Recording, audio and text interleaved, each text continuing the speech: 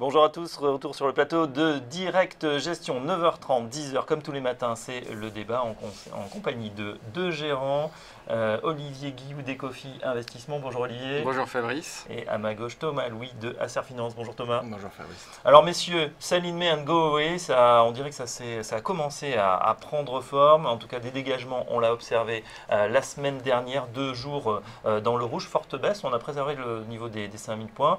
Est-ce que vous pensez que cet adage va se confirmer?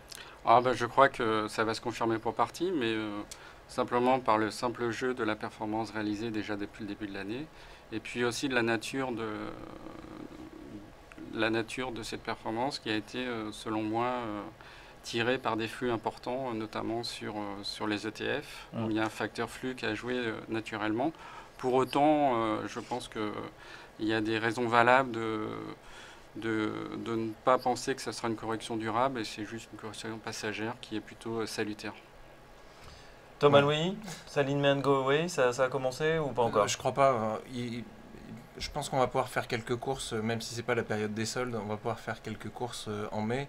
On l'a vu sur des corrections, sur certains titres, des corrections de 10-12% assez violentes en l'espace de 3 jours. Probablement, alors c'était des titres qui avaient beaucoup progressé, de l'ordre de 40%. Ce sera probablement l'occasion de se repositionner.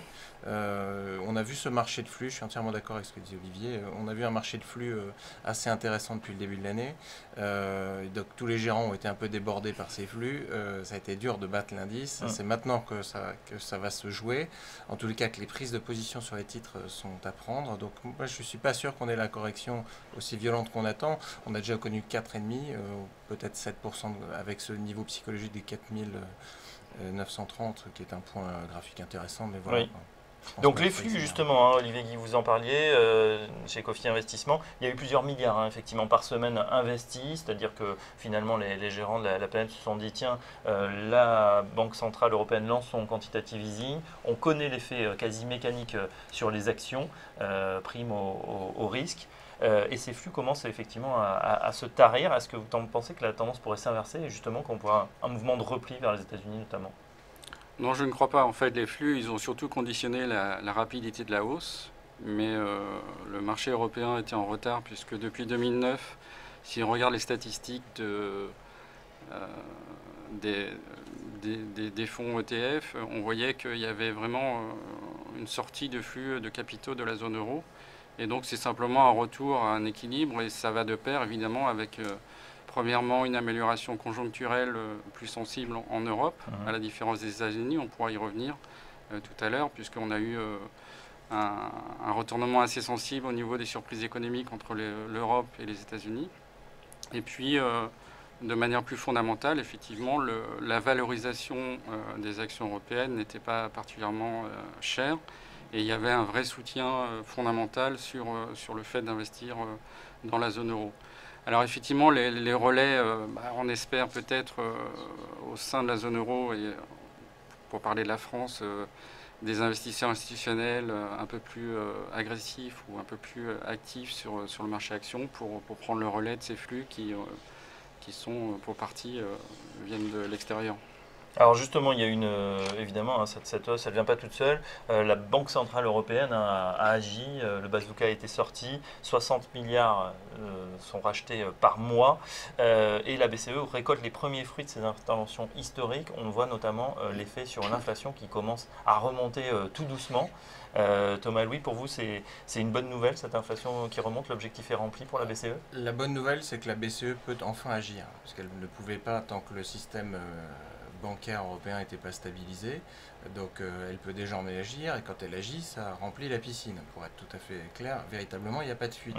On en craignait une, donc ce problème-là est réglé. Ensuite, la bonne nouvelle également, c'est qu'effectivement, on se rend compte qu'on a quelques, non pas signes d'inflation, il ne faut pas exagérer, il ne faut pas s'emballer non plus, mais en tous les cas, on voit disparaître les signes de déflation, qui étaient la crainte principale qui gouvernait jusqu'à encore au milieu de l'année dernière sur les marchés. Donc les planètes s'alignent, pour reprendre des expressions très en vue chez les politiques en ce moment, pour que ça se passe plutôt bien. Alors ce qu'on a connu sur les marchés, c'est ni plus ni moins qu'il y a des vases communicants, un ajustement technique, vous avez une devise qui s'effondre, relativement au yuan et au dollar, eh bien, ça rend compétitif un certain nombre de titres. C'est d'ailleurs ceux-là qui ont bénéficié essentiellement de la première jambe de hausse. On a un deuxième facteur qui va être les prix de l'énergie, alors qui, eux, pour le coup, vont peser négativement sur l'inflation, mais c'est plutôt bon signe ce qui se passe là, franchement. Oui, alors justement, cet alignement des planètes, on parle beaucoup des trois facteurs.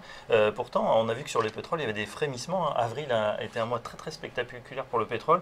Le pétrole a enregistré sa plus forte hausse mensuelle en 6 ans, avec plus 20% de hausse. Est-ce qu'il y a un rattrapage? Est-ce que finalement on n'a pas atteint, je crois que c'était en mi-mars, 43 $, un point bas? Est-ce que vous pensez que la tendance peut repartir à la baisse ou on est vraiment sur un plancher sur le pétrole? Non, je ne pense pas. En fait, on s'attendait à un plancher plutôt au premier semestre. Donc on a eu un rebond de 20% sur le mois après, il y a des facteurs politiques et géopolitiques qui ont joué sur ce qu'on pense des facteurs qui jouent sur le prix du pétrole.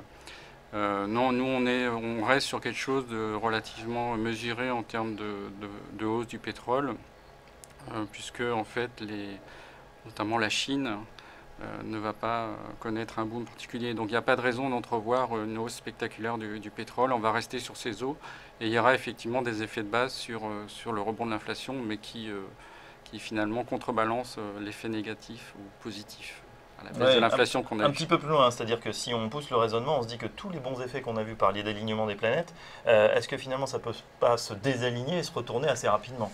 Non, enfin, de notre point de vue, le prix du pétrole va être couvert par le pétrole de schiste, notamment exporté des États-Unis. Autant à 50 $, ça crée quelques difficultés pour les exploitants du Dakota, autant à 65, ce n'est plus un problème pour eux et ils bénéficient, il s'agit juste très rapidement, pardonnez-moi.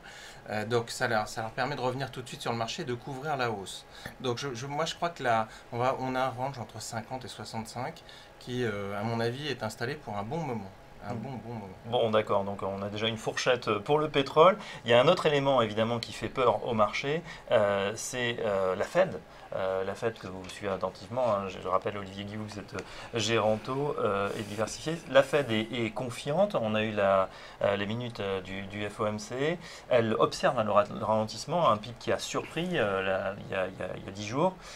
Pourtant, elle ne laisse pas de côté l'hypothèse de pouvoir remonter ses taux plus tôt que prévu, et même peut-être dès juin. Qu'est-ce que vous en pensez? Quel est votre timing? Quel est le timing que vous anticipez pour cette remontée des taux? Le timing, en fait, il a évolué au cours de l'année, hein, puisqu'en début d'année, on était plutôt sur une échéance juin.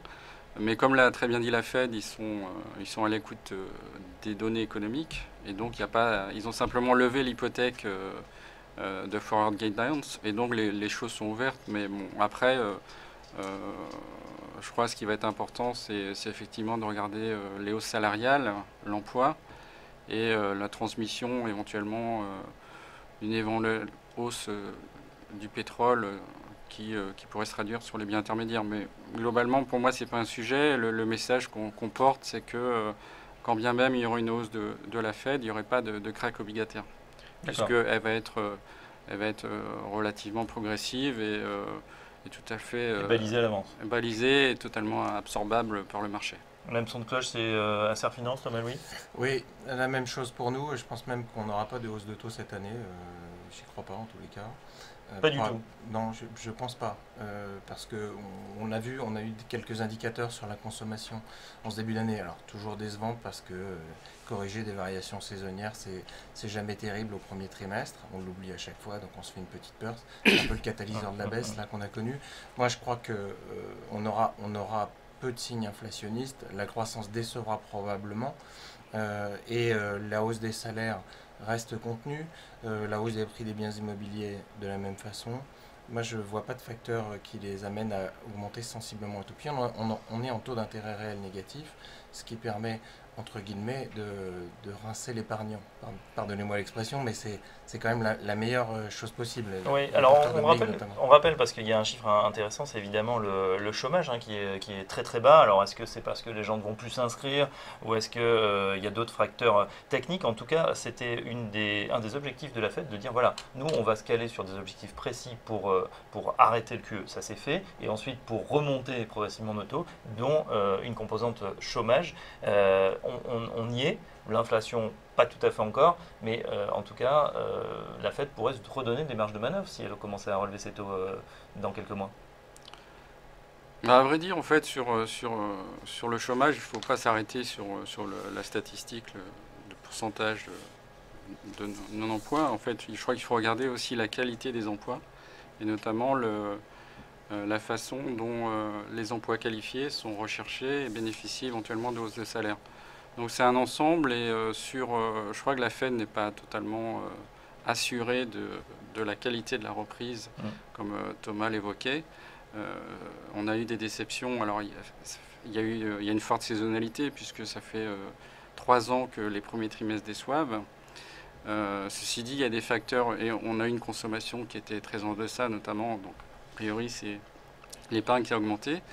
Mais quand bien même, et je rejoins ce que disait Thomas sur le pétrole, si on regarde la croissance américaine, l'investissement a déçu, et notamment en Dakota du Nord et au Texas. Donc il y a quand même des capacités de rebond.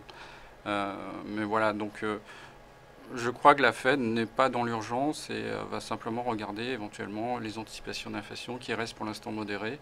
Et puis les tensions sur le marché de l'emploi, mais plus regarder sur les emplois qualifiés que sur le total de la masse, de l'emploi salarié. Ok, dans ces conditions, qu'est-ce que vous privilégiez actuellement au niveau des géographiques de l'allocation puisque les taux, alors la position c'est compliqué, puisque les taux, il n'y a plus grand-chose à gratter, même il y a un danger, une asymétrie, on a vu dès que les taux se tendent, on peut perdre plusieurs mois, voire plusieurs années de portage. Oui.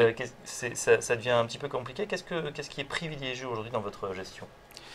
Globalement, ce qu'on anticipe, c'est une tendance positive sur les marchés actions, notamment et principalement en zone euro.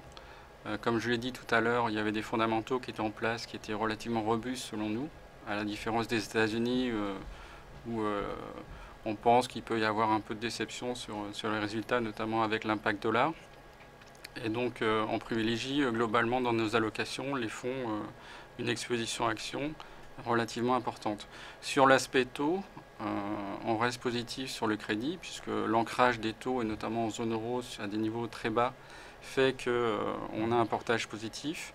Et puis sur l'aspect un peu plus long terme sur les taux, donc écoutez, en zone euro, on est drivé par la Banque Centrale Européenne qui a un programme d'achat de 60 milliards par mois, donc on ne sait pas totalement comment ils vont les couvrir.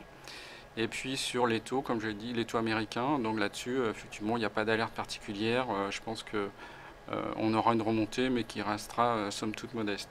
Donc voilà, donc c'est plutôt dans nos allocations, on va privilégier les actions, le crédit, et les taux, c'est plus ou moins neutre. D'accord, actions, crédit, taux.